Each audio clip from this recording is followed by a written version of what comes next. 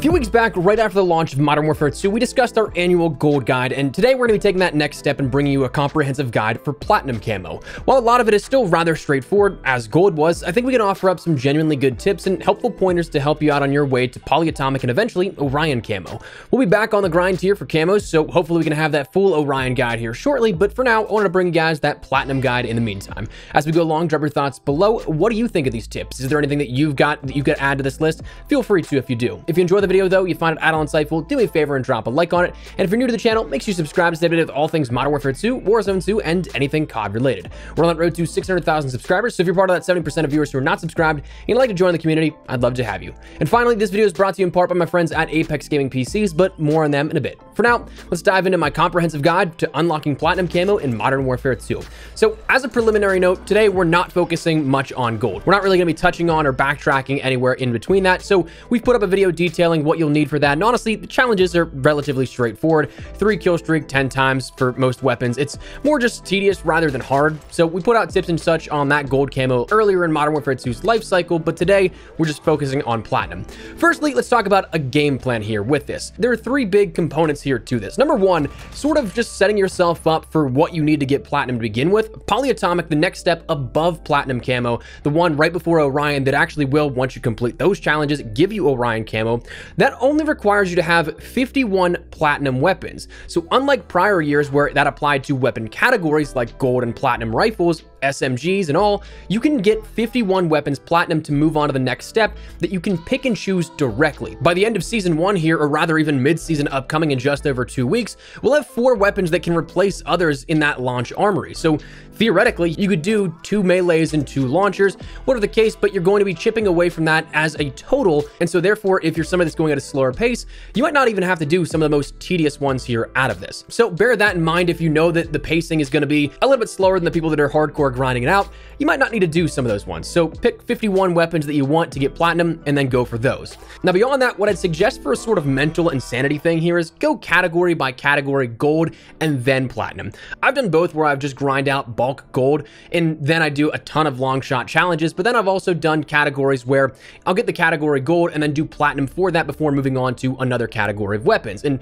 to me, that's just a little less monotonous. If you haven't just yet, you'll certainly see how tedious long shots can be. So to do them all at once is just exhaustingly boring at times. So in order to save that sanity, I'd recommend breaking it up so you're not just marathoning it. And then finally, now with this, the way that this guide can work out is that we do have the discussion of tier 1 versus standard core, which is definitely nice. Tier 1 is very good for long shots. I would absolutely say to do your long shots in tier 1, ranking them up and getting them to there. You don't necessarily have to, but just save yourself some of that, again, soul-crushing, tedious nature of doing things like the Fennec long shots. You'll get those done so much easier in tier 1 as opposed to standard core, though you don't have to. So let's break down long shots and what you need to obtain for them to get platinum. Long shot distances vary depending on weapon platform. For your rifles, it's going to be 38 meters. Your battle rifles, 38 meters as well. SMGs, it's going to be 30 meters. Shotguns, only 12.5 meters. LMGs are 38 meters again. Marksman rifles are the final weapon category at 38 meters as well. And then sniper rifles are 50 meters with the secondaries and sidearms pistols of only 20 meters. So honestly, I was kind of surprised that pistol long shots are actually that much longer than shotguns, but also I was surprised we had so many categories requiring 38 meters on the dot. Seems kind of odd that we have some of those more longer range weapons not spread out a little further. Now, let's talk about where you can farm these the best. Long shot locations per map. Now, we're going to talk about 6v6 primarily. Ground war is something that basically, as you'll see by how we detail this in 6v6, if we were to break down every single long shot spot in ground war maps, it would just be sort of tack maps of tons of different icons and arrows, and it would just be overwhelming to look at. So 6v6 is what we're going to break down a little further. Full transparency, I'm not going to talk about Santa Senya, Farm 18. The very outskirts of Farm 18 are okay for long shots, but that's about it. Hydroelectric and Shoot House. Hydro doesn't have a ton of true long shot spots beyond SMG long shots, and Shoot House, well, that entire central area, that main corridor is long shots, but beyond that, not too much for your rifles and snipers. And then Santa Senya, well, that's just an automatic back out every single time that map queues up. So firstly, let's talk about Hotel. Hotel has about 4 or 5 true long shot spots. And I'm going to say true long shot spots, as in you can get your shotguns, pistols, SMGs, everything all the way up to your snipers at 50 meters in the certain lanes that we'll end up detailing. 4 of those 5 are indeed in spawns, looking across the spawn points at some point, while 1 is just dead mid-center of the map, and that's barely 50 meters, but those are your locations that you can end up taking where they will give you long shot snipers all the way down to shotguns. Depending, of course, with shotguns, you have way more space to work with and you can get closer as opposed to having to map somebody, but those are your locations that I think you'll end up finding a ton of success with. Raceway has a few for your true long shots. It's really only those main corridors on the left and right of the map, but those are tremendous long shot spots and they're high traffic areas. Sure, mid-map can end up getting some things down to SMG long shots and such, but for your rifles, battle rifles, LMGs, marksmen, and snipers, the outside lanes are your main ones there with that. Now, there are certainly some bigger power positions. Not a lot of people really go outside towards the Raceway from my experience. It's more so over towards the shop and concession stand side of things here where they have a bit more buildings built up, and there certainly is a strong side on that. The side with the stairs, you are going to be walking right into probably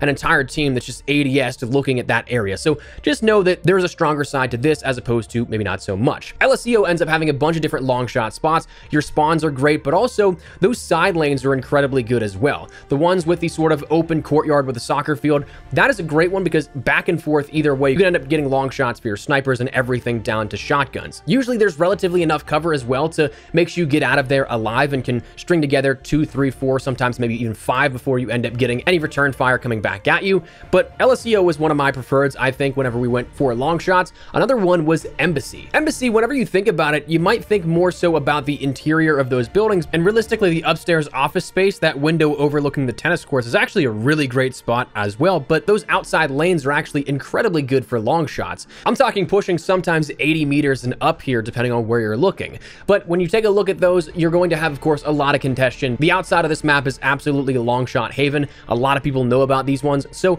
just know that if you go into these looking for long shots, you might take some return fire. Surprisingly, I think the map that I've gotten the most long shots on though is Mercado, which is strange because of all of the maps that are in 6v6, this has the least number of long shot spots, or true long shot spots I should say, because it's only mid-map and then looking down through, I think it's what, C flag in the garage corridor by that RV, and you have to be basically touching the back wall looking in there for that to be a true long shot spot. But it is something that, because the way the map works, that mid-map is so high traffic, so you are going to die a lot, absolutely, but you're also going to get a ton of long shots as well. For this, I'd end up either mounting up on the RV or that head glitch depending on what weapon classification you're using, or oppositely on the, what is that, A side spawn, mounting up on the pillar right by that metal roof, or you could end up going prone next to that van in front of there and you'll have a little bit more cover. Not many people check that location. Tarok is just the long shot map. As you'll see with our overlay, we don't really go too far into the shotgun and pistol long shot ranges because, well, almost everything on this map is a long shot by true definition. So those routes, the only things you're really going to be missing for pistols and shotgun exclusive long shots are like mid-map a little bit. But Tarok has a great number of them. Outside, of course, works. But the one thing you got to consider is that Tarok does not have a lot of cover. So do bear in mind that you might not be able to see an enemy off in the distance, but they could see you. And finally, the last map we'll talk about is Fortress. This one has a few... It's not my preferred favorite, but I did end up getting a decent number of long shots along the way that it's worth mentioning. For this, you're basically stretching your true long shot potential. As you'll see by the image on screen, basically every 50-meter range takes it to the edge of that map. So you're going to have a lot more success with weapons that are not snipers, but you can do it. So keep those locations in mind, go for that. But again, when you come back to Santa Senya, Farm 18, I opted not to play those kind of ones, but that's entirely subjective. But wanted to share some of the best ones here that I found with you guys. Now, before we jump into the weapon builds and further platinum challenges, I want to take a quick second to let you know about today's sponsor, Apex Gaming PCs, a performance-based build company that has great deals with Code Espresso going on right now. For this weekend of Black Friday and Cyber Monday holiday sales, Code Espresso is currently bumped up to 15% off your entire order. So if you're looking to upgrade your system or get a build for a friend or family member this holiday season, check the link in the description below to see the listing of some systems they've set up for the community here on the channel. And if you're interested in picking anything up, use Code Espresso for the best savings of the year at 15% off your order. But let's talk about what you should be building your weapons out with now to maximize your long shot potential. You know where you got to go on each map to end up getting these long shots, but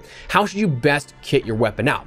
Well, there's a few things that I would absolutely recommend and a few things that take up 3 to 4 of your creative class slots every single time. But firstly, an optic. Either something like your 4x, I used the VLK 4x for a while. I also use the Forge Tac Delta 4, which is a 5.5x, or you can use the X10 Angel Sight, which has a built-in rangefinder of sorts for your targets, so you actually can see just how far you are along. That actually isn't a half bad idea if you're playing something like Tier 1, it can help you out, but again, if you know where you're going, it's not necessarily needed. And honestly, I like that 5 times or the 4 times a little bit better than that, just for the pinpoint precision that the dot affords you. Now, for barrels, you want something that prioritizes damage range if possible, bullet velocity, and recoil control.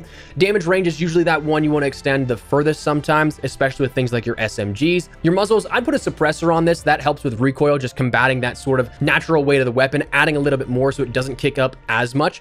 Under barrels, your bipods are incredibly useful. And also, a little side note, if you need challenges going for weapon mastery that require both prone and mounted kills, you can actually knock 2 birds out with 1 stone with that. There's a few weapons that do have those challenges. If you use a bipod, you can go prone and then mount on the ground, and it'll count for both, which is a nice little bonus. Didn't do that in Modern Warfare 2018. And then finally, one other thing I'd consider is like a stock of some kind that, again, helps with recoil control, especially when you have those things that have faster fire rates. You're going to kick a lot more in that recoil, so having as much control as possible is definitely helpful. Though if it is something like the TAC-M or something like that, where it's a single shot weapon, you can prioritize it if you want for a little bit quicker ADS, if you want to go that route, but that's subjective. Overall, as a blanket statement, I'd go for more control rather than those just individual cases. Now, those are all your shotguns, pistols, SMGs, and all that kind of stuff, but long shots are not the only platinum challenges that we have in Modern Warfare 2.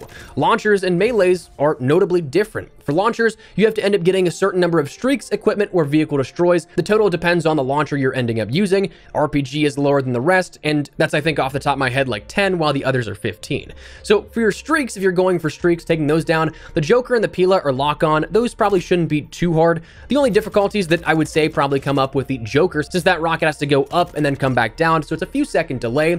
I found some good luck with things like ground war. Keep in mind, these are weapons and challenges you just want to have on your person as you go along. You don't want to get to the point where your launchers are the only things you have to do left, because then at that point, it's just incredibly tedious and honestly annoying, because it's one of those things that takes longer and you're like, I'm so close, I just want to get it done. But have these on your back, progress other weapons as you go along, and then when you hear a streak get called, bring out that launcher and take it down. For the Joker, I found success in ground war with things like VTOLs. You shoot the Joker, and then using your primary with like a large mag or something, you unload into it while the Joker is going up, and then when it comes down, the VTOL should be weakened to the point where it either takes just a little bit more, maybe one more rocket, or maybe even take it out entirely. If you have an LMG, that is something that usually that one Joker rocket can end up taking out a VTOL after you've ended up putting rounds of your LMG into it. The Pila, just straight up fire that thing. Shooting it with your primary to weaken it is always a nice help. Again, it only needs 1 rocket at that point, so another good option. For things like your RPG on streaks, smaller maps are your better option. Shoot House was my preferred with this because streaks are so close to the ground, you'll have an easier time shooting a, say, counter UAV down with an RPG as opposed to